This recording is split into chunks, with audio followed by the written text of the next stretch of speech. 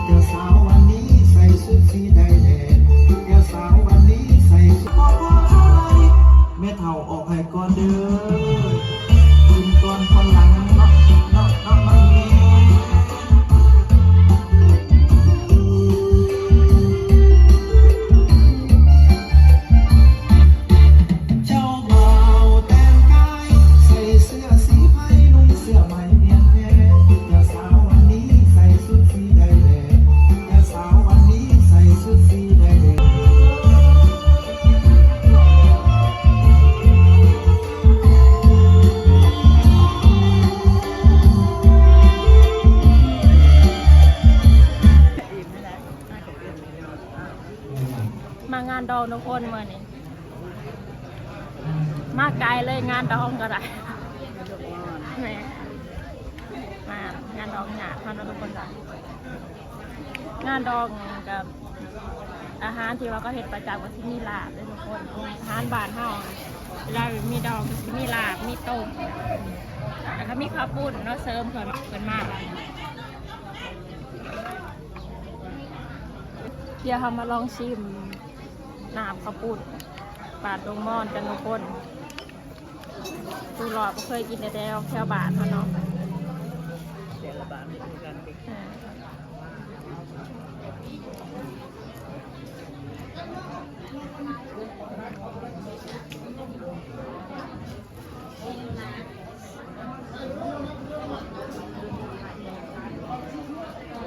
มาเขาวงตั้งอยู่ในโอลิมปีกันได้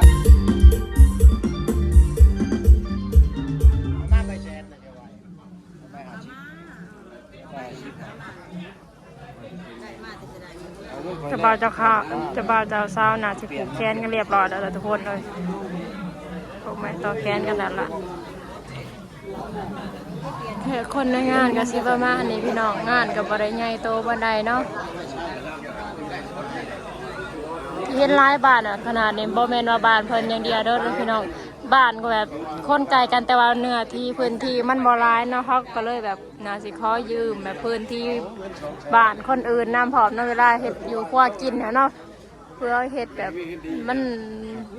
ทั้งต่างโต๊ะทั้งบอนเฮ็ดกินพอมันบ่พอเนาะพื้นที่ก็ยืมแบบเพื่อนบ้านเข้าไปพร้อมเนาะยืมเขาว่านเลยยืมส่งฮักส่งกันโดลาพ่อแม่เพื่อนลูกทั่วหน้าต่างก็มาขออวยพรใจโดนของรักให้ยืนยาวมาส่งมองเป็นคู่กันแล้วได้ยาวมี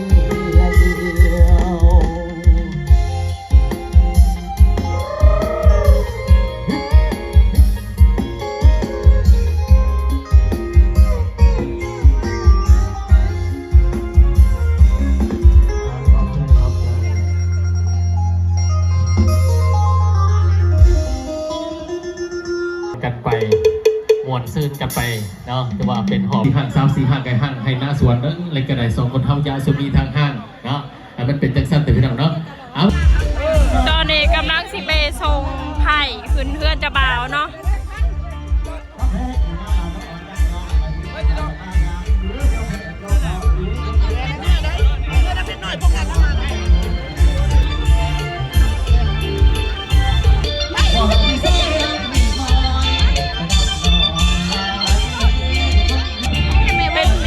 ไปส่งเจ้าสาวเด้อไปส่ง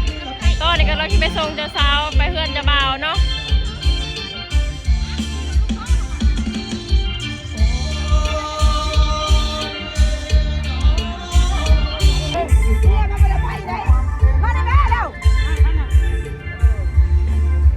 เราไปส่งไผ่จะต้นใดช่วงนี้เพื่ออะไรทันเด็กเจ้าสาวเนี่ยมาน้ำเคยไปส่งเจ้าสาวขึ้นเพื่อนเคยทุกคน อ้าวถ้าถึงไปนะ โอ้โห นี่แม่เบิ้งเลยเกินแต่ละแต่เกินลูกแล้วก็จะเบิ้งพอเนี่ยจะละเบิ้งพันรับก็ห้อยหนึ่งหลีกุ๊กโพดกุ๊กโพใหญ่กุ๊กโพใหญ่ก็จะว่าคอยแลนเดอร์อ้าวกับบ่ว่าเนาะลงไปมันเลยไปลูกไผ่ เดี๋ยวจะหอบมันโดนแย่อีนางปุ๊บให้มันบอกว่าไปเป็นทองไปอีกบาทนี่มาจื้อบ่ลูกนะคอยละเคาะอยู่เขาให้จอด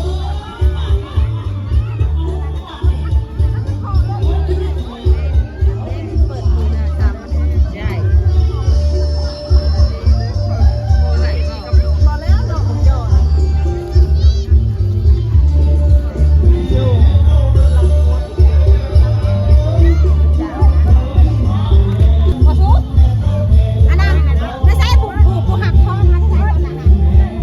ลงหักทางทุกคนเลยเจ้าสาวจำเพื่อนไม่ยาบ่ได้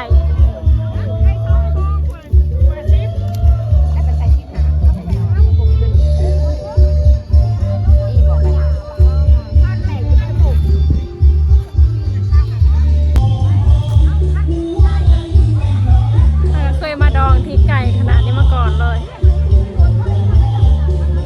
อันนี้ทีวีมันโมเดลอากาศแบบมันก็ปกติดีนะคน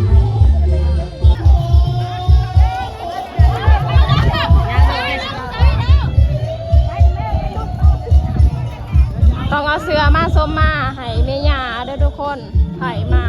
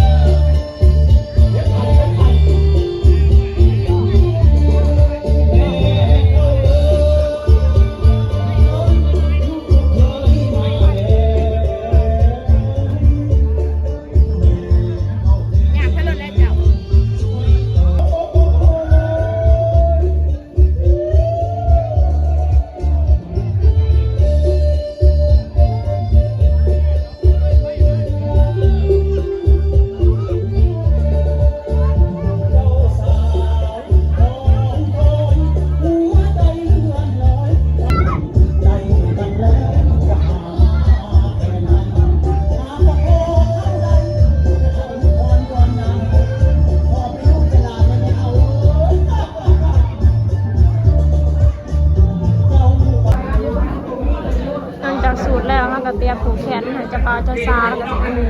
ผูกเรียบร้อยกับเป็นการจบเนาะพี่น้องมันจะพากันเมื่อ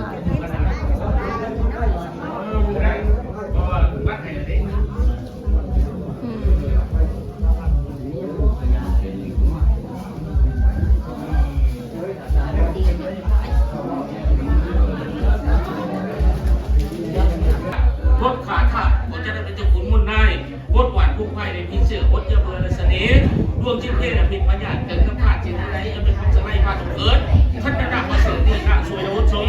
ก็จะดับชุนลมที่หน้าตัวมีอะไรเกิดพ่วงรถพ่วงกล้วยและสร้างมากรถดับการในพื้นไผ่รถเกินสไลไรล่ะรถขุนดับเก็บหัวน้องหน้ารถเกิดเป็นยานระยายได้รับเงินขุนไผ่รุ่นมาเราบุคุณรถจงเลี้ยงพูดกันมาทางเก่าเป็นเท่าเราได้ที่เมื่อเดือนเพลงงามไพ่ทองเมื่อเดือนเส้นฝ่าสองสุริยาไทยงามตามเดิมตามพระเจ้าเก่ากุมสิทธิอุตกรรมหนักของพ่อมึงคนดังไรเห็นหลังข้าผู้ขึ้นได้อยู่นี่แม่สามลูก เจ้าก็ได้ไปเดี๋ยวเฮาก็ได้เมื่อนอนรอก็สูดแล้วก่อน ลำเลยเด้อเบิร์ดสอง ทุกคนตอนนี้กำลังพากันเมื่อเลยเด้อจ้ะเจ้าสาวก็สิเมื่อแล้วเฮาก็สิเมื่อเลยเนาะเพราะว่าเฮามากับเจ้าสาวเนาะมา